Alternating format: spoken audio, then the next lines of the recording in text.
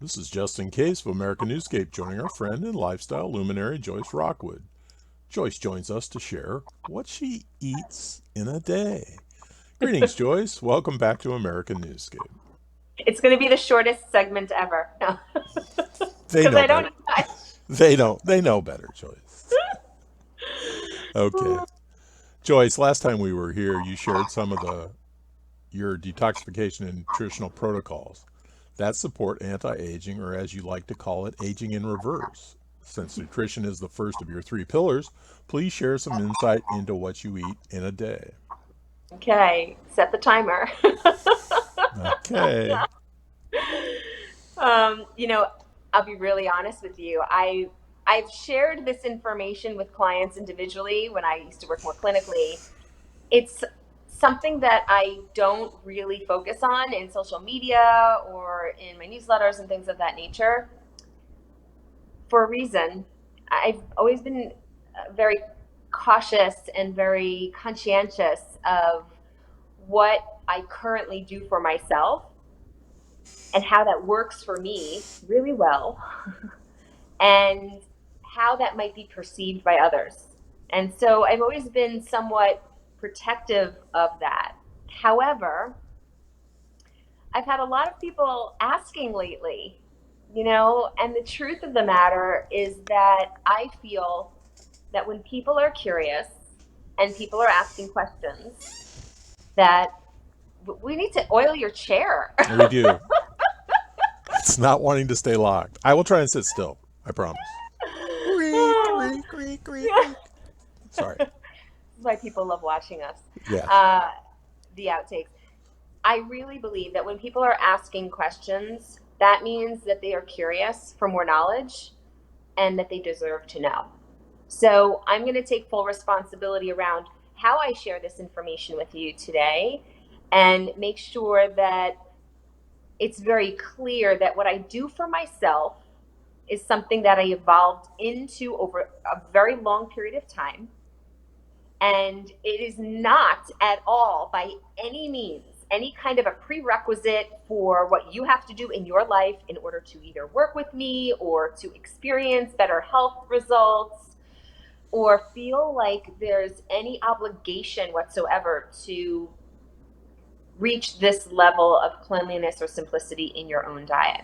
Okay, because the truth of the matter is that when I first learned about colon hydrotherapy and really healing my body from the inside out, that I was eating 3 meals a day plus one or two snacks. And nobody, when I had my first colonic, made me sign any kind of a contract or an agreement that, oh, by the way, in X amount of time, you need to be eating this much or this little, and it's going to look like this. There was nothing like that. I just started changing the way I was eating and bringing in vegetable juices. That was, again, the very first thing I did that made the very biggest difference in my food cravings, in my skin, in my immunity, my weight loss, the way I was feeling, the way I was, emotionally moving through my day, my energy, right? And so I experienced changes very organically. And the work that we do together, it's very experiential. It's very different and it's very unique for everybody that I work with. And working with a woman who came to me recently who was already very accelerated in her eating habits, and she wanted to learn more about what detoxification was, what food combining really was, what it looked like, and go further, because her goal was to really not wait till there was a big chronic issue with her health to pay more attention to it. Oftentimes I do work with people who come to me struggling very seriously with various health issues, whether it's autoimmune or digestive issues, gas, bloating, diarrhea, constipation, skin issues, sleep. But what happened for me was that I started to notice that as my body got healthier and my cells got cleaner, there was less inclination to eat as much as I used to and eat as often.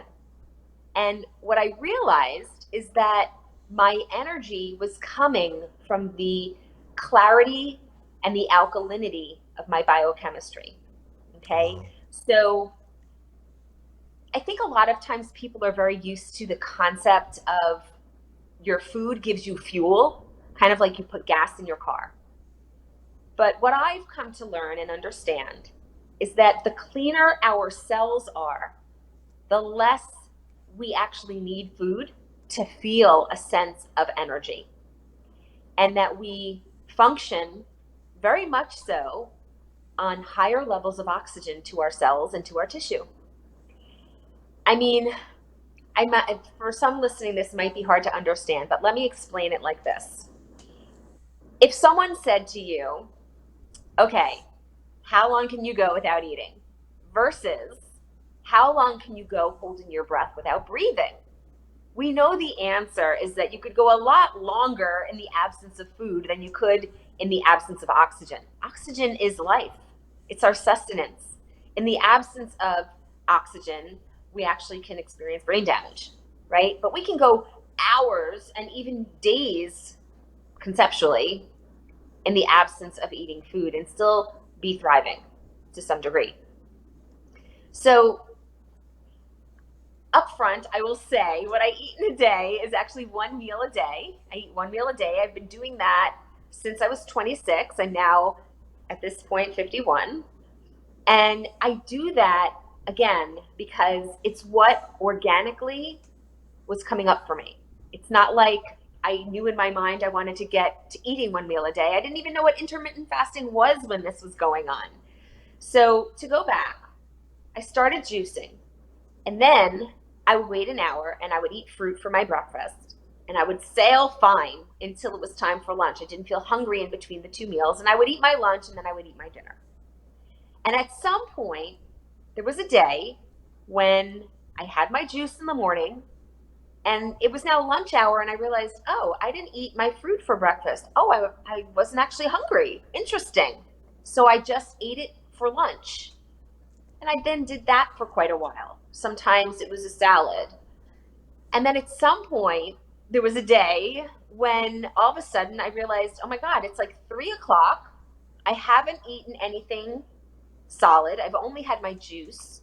I feel amazing. I feel energized. I guess I'll just eat dinner later when I'm hungry.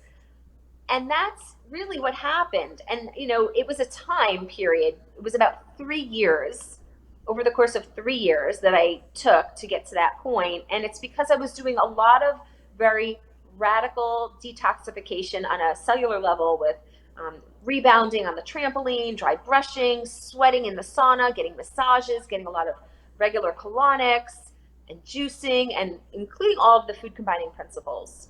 And it allowed my body to really release a very deep level and high quantities of accumulated poisons in the system that were otherwise getting in the way of me experiencing this level of energy and vitality and emotional well-being. And so, again, I don't want, if you're listening to this, I don't want you to feel intimidated, like, oh my God, I would never be able to do that. It doesn't matter. It doesn't matter if you would be able to or not be able to do any of what I do. My ideal client is someone who is eager, ready, and willing to move forward with learning something new that they might not yet be doing, to give them the health results that they're not yet getting. And what that looks like for most of my clients has nothing to do with eating one meal a day, because it would be ridiculous for me to put that out there. Okay. I have very few clients that do what I do. Okay. The goal when we work together is to help you experience a level of energy and vibrancy and vitality that is better than it was before we met, and have it accelerate over the course of time as you continue with this lifestyle and it becomes wash, rinse, repeat, and there's consistency and repetition. So what do I eat in a day? I live in the desert now. I'm from New York originally, lived in LA for about 4 years. So I was close to the desert when I lived in LA and experienced a lot of, increase in wanting to hydrate with water compared to when I lived in New York. In New York, I could go many, many hours without feeling like I even wanted to drink water. But now I have a daily target of 60 ounces a day. And sometimes I go over that, especially in these summer months. It's like 115 right now in the desert. And then at some point, I have my fresh pressed vegetable juice, which is typically at least 24 ounces, sometimes 32. And I don't usually bring that in till later on in the day. I, occasionally might have it in the morning if I have an event and I'm leaving the house and I'm not going to be home all day. But typically, the juice will come much later. They come at 2, 3, 4, 5. I think last night it came at 6 o'clock at night. And then I have some kind of a vegan raw meal at the end of my day. It's typically, romaine lettuce abundant. It's my big favorite is romaine lettuce, and it might just be something raw, like raw cashews and some kind of dried fruit after I eat the lettuce. Do the bed of lettuce to really improve digestion and get the chlorophyll in the system. Or it might be an avocado salad with some tomatoes that are fresh from the garden. And I keep it very simple and very light. I do eat cooked food on occasion. I try to keep it minimal because at this point, for me, eating any kind of cooked food day after day after day becomes too inflammatory in my system. It slows me down. It makes me feel sluggish. I don't feel very motivated when I eat cooked food consecutive days in a row. And if I do, then it's just 2 days typically, and it's vegetable based. A lot of times people want to know, like, what are the recipes? What do I eat? Like, what does the meal actually consist of? I keep it really clean and really simple. It might just be some steamed veggies and some quinoa or some wild rice. My mom makes the most amazing roasted eggplant, portobello mushrooms, and red and yellow and orange peppers. That's a favorite of mine. And I just keep it clean. I just keep it really simple. Sometimes I make vegan collard wraps with a nut pate. Maybe we'll do a segment on how to make vegan nut pate because it's really yummy and it's really filling. And I think it's a lot of fun to take a salad and turn it into a wrap because it makes it feel more like almost like a sandwich or like a meal, something to kind of put your hands around and bite into. It's sometimes a little bit more fun than just eating a big bowl of salad for some people. And that's pretty much it. I mix it up. I do rotate the greens. I'll do arugula. I'll do spinach with the romaine lettuce. Sometimes I'll surprise myself with a few sprigs of parsley or mint. I think my very favorite, most favorite salad recipe is romaine lettuce. If you're writing notes, romaine lettuce. I would say arugula. Oh, I just love the pepperiness of it. Avocado, nutritional yeast, extra virgin olive oil, pink salt, and these are two ingredients that make it really, really, really rock.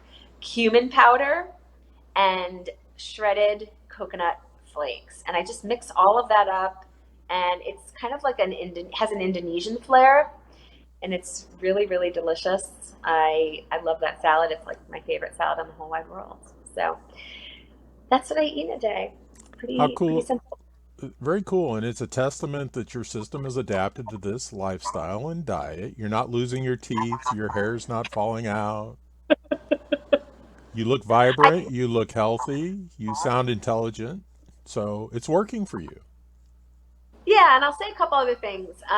In the summer months, like right now, I say one meal a day, but in the summer months, sometimes I feel like, oh, watermelon's really calling my name. So I have certain non-negotiables around how I take care of myself because they work the best for me.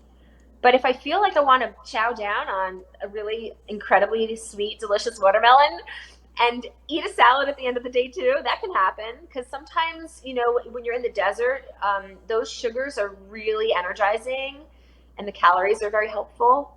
Um, the other thing I like to eat in the summertime, these are some of my other favorite fruits in case you're curious. I'll have a bunch of leaves of romaine lettuce. Again, I want that chlorophyll for the hemoglobin building oxygen flow in the blood. And then I'll do mangoes. Oh, I love the Haitian mangoes and the Mexican mangoes. I mean, what could be better? And then I'll do some dried fruit with like avocado. Those are some of like my favorite raw food meals. And my other favorite fruit is or I should say, our lychee fruit, which they have very short season. I Yes. think they come from China, and they're just the most succulent, delicious, quenching, invigorating fruit on the planet, in my opinion. Love them. Well, having lived in the desert Southwest a lot longer, I've adapted a very spicy diet because that's similar to people that live close to the equator. Lots of chilies, lots of hot, because they help us cool off. They keep Mm. us sweating and things like that. But no, this is interesting, Joyce. And as people that have listened to us know, I have implemented probably 15 to 20% of your suggestions, and I've retained them because they've all helped me. Mm. Thank you. I'm glad to Yeah, hear that. Um, I want to share a couple other thoughts. Is it okay if I sure, sure. kind of It's speak one. from the heart for a moment? I get a little emotional sometimes, but when I first got into this work, it was because I felt a very strong connection between what I was eating and how I was feeling. And it wasn't really just about how I was feeling physically in my body. It wasn't just about the amount of energy that I noticed I had when I ate cleaner foods.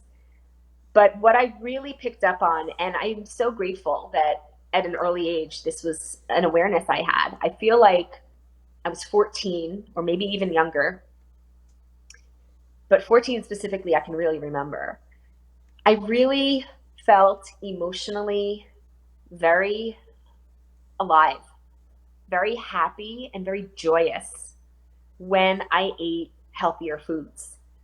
And that awareness was something that I like to share with you because my dad was suffering very seriously with severe manic depression and anxiety. And I made a very clear connection between what I was eating and how I was feeling. And I translated that into what he was going through at the time. And the fact that I knew and was watching that he was eating a diet that was extremely abundant in highly processed foods. Not his fault. It was just the way he grew up and it was what his inclinations were.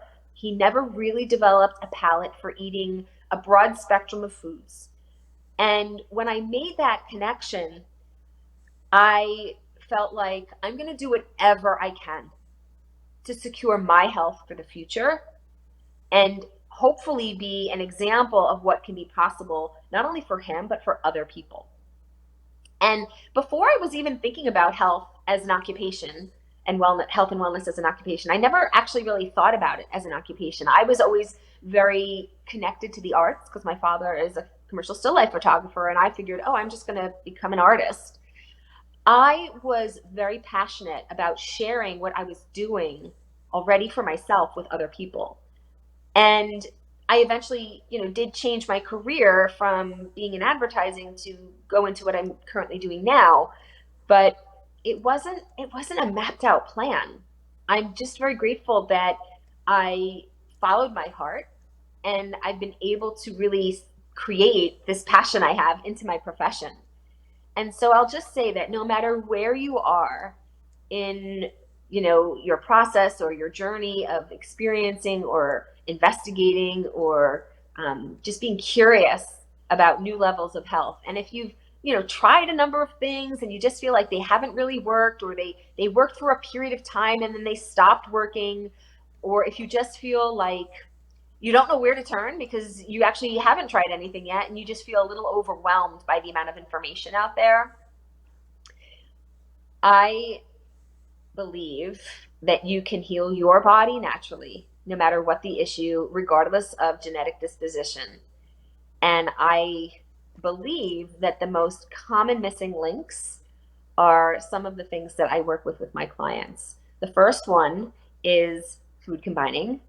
And the second one is bringing in the fresh pressed vegetable juices and really just kind of crowding out all of the things that you might be eating now that you are feeling like you cannot say no to, but are also causing the problems that you're struggling with.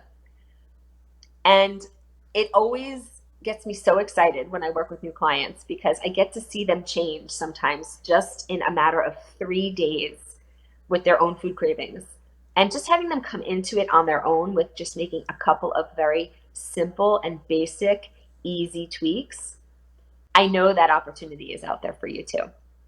So it would be my absolute honor and my gift to you to be able to show you what that could look like.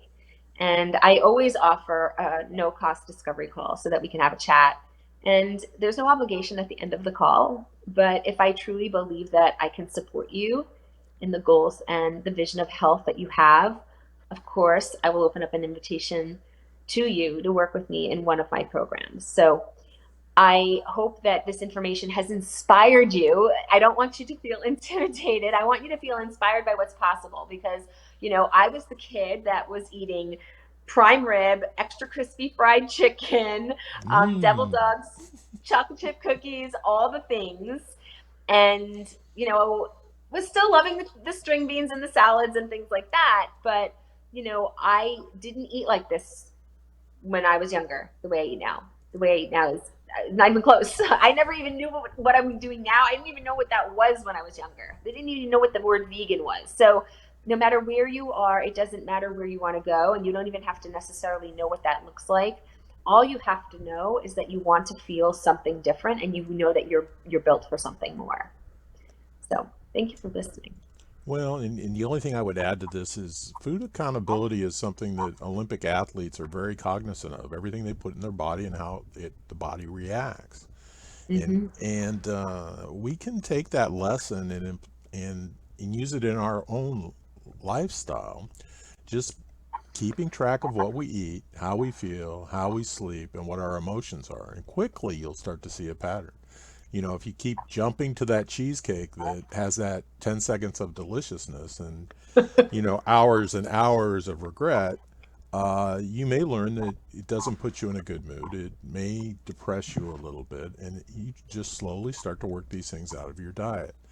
And with me, Joyce has made lots of suggestions, and she is very patient and easy to work with. She doesn't have a whip. She doesn't have a chair. She doesn't yell at us. She doesn't preach to us. She makes these suggestions, and they're working for me. And every once in a while, I'll reach out and ask her some questions, and they really help. So I wouldn't be afraid to make that call if I were you out there. And she will be patient, and she'll lay some things out for you that you might want to consider. And I think if you listen and you're open to it, it can really benefit you. Now, this isn't a commercial for Joyce, it's just a reality of what it's like to work with her. So, Joyce, do you have any final thoughts? And you don't have to thank me for that because that was heartfelt for me, but I wasn't on the verge of tears. It was just the reality of it. Oh. The CBS News, the verge of tears. Let's get them to cry on camera and then it'll be really powerful. I would just say, a lot of times people shy away from making the call or doing something because they think they're going to have to give up all of the foods that they really, really love that aren't actually really serving them. But the truth of the matter is that when you get into this whole world, there are healthier versions of cheesecake. There are healthier versions of potato chips. There are healthier versions of ice cream. Yeah. And, you know, your cravings for those things, I know it's so hard to imagine this when you're in it, but your cravings for those things really start to diminish when you start bringing in the healthier foods, because that's the whole business of healthy foods. The business of healthy foods is to go in and act like a magnetic piece of luggage that's empty. Okay, this is a great analogy. Got this big piece of luggage, it's full of it's got all this magnetic force, and when you eat healthy foods, the healthier foods are like magnets for the accumulation that's in your body that's constantly telling you and triggering these old cravings.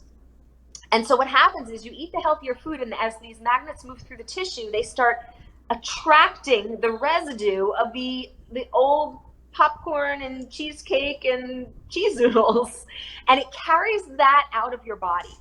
And as you start to carry out all of that excess matter, that's called detoxification, by the way, that's the art of cleansing, you will start to crave more of the healthier things naturally. I'm working with someone right now, and she was drinking coffee 1 to 3 times a day, and now she's drinking them donut holes. Zero. What? she's not she's not That's drinking coffee at all. She's say not it drinking isn't coffee at all. so. I'm telling you, and I didn't even, when we got started working together, I did not say, oh, by the way, by the second week, you can't be drinking coffee. Like, that's not how it works. If someone tells me they want to drink less coffee, I will give them the steps to start working on that. If someone tells me they want to stop drinking coffee within a month, I will give them the steps to achieve that. I don't have a whip, but I am a coach, and I will hold you accountable to the vision that you share with me. And I will give you stretchy but yet attainable goals. And again, I'll just sit back after I give those out and I'll watch the magic happen. And then it's always fun when we get on the next coaching call to hear them say, like, okay, I haven't had coffee in 6 days and I don't want it and I don't have headaches. And I'm having like 3 juices instead of just one. Well, yeah, and I'm a believer in baby steps, and Joyce has helped me cut my coffee intake in half. So now I'm down to 1 liter of coffee a day as opposed to two. God, that's a lot. But with baby steps, I thought, dietary medical issues, I had to make dietary changes, and the idea, my favorite food, of course, was pizza, and there's a lot of Mm. people in that category, and I kept watching these clowns making their cauliflower pizza, and I started reading the labels in the grocery store, which I encourage everybody. Some of the cauliflower pizzas are only 67% flour, so they're not really cauliflower pizza. And I went back Yeah. to watching the clowns. If I'm going to try this, and people, I hate cauliflower. Just do not like it. Don't like the smell of it. We live where they grow it. To smell it rotting in the fields, it's just not something that is appetizing to me. And I watched the hickiest, goofiest home chef make cauliflower pizza, and I said, and his wife was in there replicating my lifestyle, telling him that the house stinks, don't make this, and what's wrong with you. And I made it, and now I've transitioned over to it, and I know it. Granted, it has cheese on it, and granted, it has meat on it, but it's every bit as satisfying, and it doesn't come with the old uh, just that bloated, sluggish feeling of eating the Hmm. pizza that I grew up loving. So I know that we can make these little changes if we care to. And once you feel a little bit better, even if it's marginally better, if you're honest with yourself, it's easy to adapt new changes. And I wouldn't be surprised this time next year, if I'm on this side of the grass, I won't be drinking any coffee. Oh my gosh. Think about that.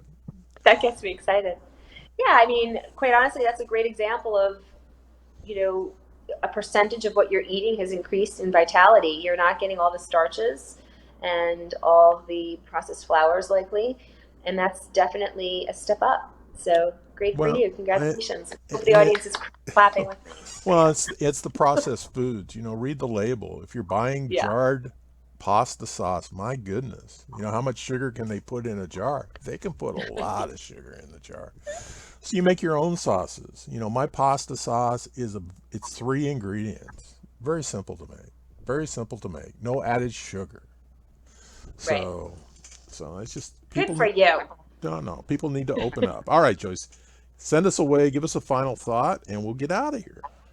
I'm just going to say very simply, I'm grateful that I get to say that my passion is my profession and that teaching you how to nourish, detoxify, and rejuvenate your body naturally from the inside out is what I do. Helping you to experience a life of freedom, physical and emotional vibrancy is who I am. Thank you. How cool is that? Hey, everybody, this has been Justin Case and Joyce Rockwood sharing what Joyce eats in a day and why she eats it. Thanks for joining us. Remember, free gifts, additional information, and links are provided in this video's read more.